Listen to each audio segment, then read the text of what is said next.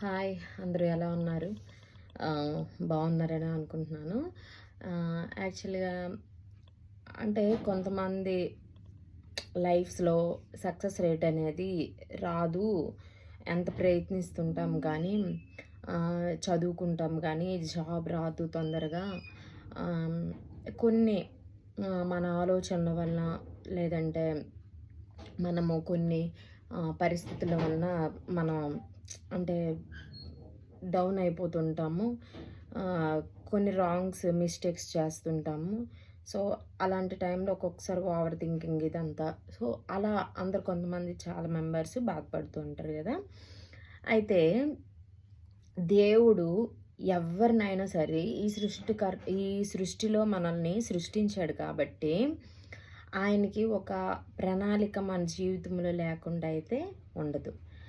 Even కొంతమందికి బాగా property ఇస్తారు, డబ్బిస్తారు. కొంతమందికి ఏమీ ఉండదు. కొంతమంది రోడ్ల మీద చాలా మెంబర్స్ చాలా విధాలుగా బాధపడుతూ ఉంటారు కదా! మనకు తెలిసిన విషయమే.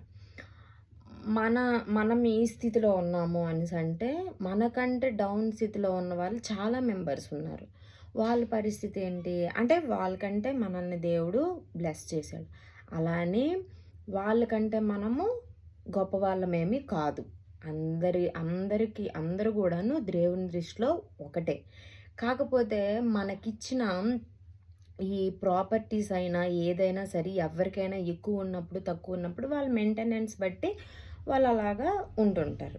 సో, దాన్ని మనం ఎప్పుడు కూడా క్యాలిక్యులేట్ చేసుకోకూడదు.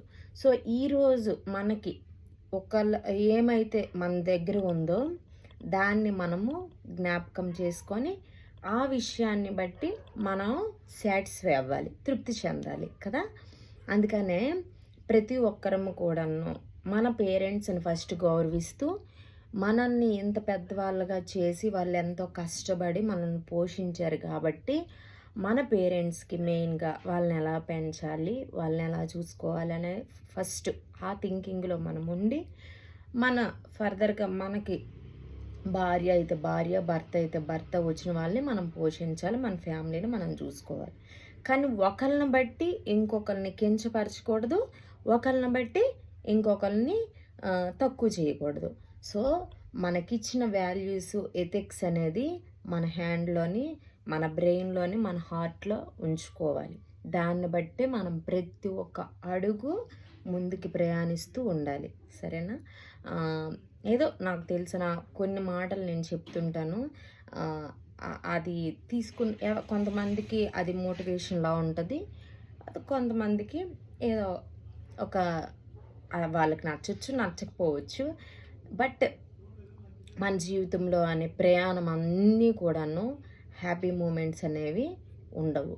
సో, దాన్ని క్యాలిక్యులేట్ చేసుకొని మనము ముందుకు వెళ్ళాలి. ఎవరు డిసప్పాయింట్ అవ్వకుండా పాజిటివ్‌గా గుడ్ థింకింగ్స్‌తో, గుడ్ థాట్స్‌తో మనం ఫ్రంట్‌కి వెళ్ళాలి. ఓకే. అంటే డేస్ అసలు బాలేవు కాబట్టి, సో, అందరము కూడా హ్యాపీ మూమెంట్‌లో హ్యాపీగా ఎంజాయ్ చేస్తూ పేరెంట్స్‌తో, మన ఫ్యామిలీస్‌తో, ఫ్రెండ్స్‌తో, రిలేటివ్స్‌తో అందరితోని హ్యాపీగా మనం ఎంజాయ్ చేయాలి కదా! ఓకేనా? Thank you to all.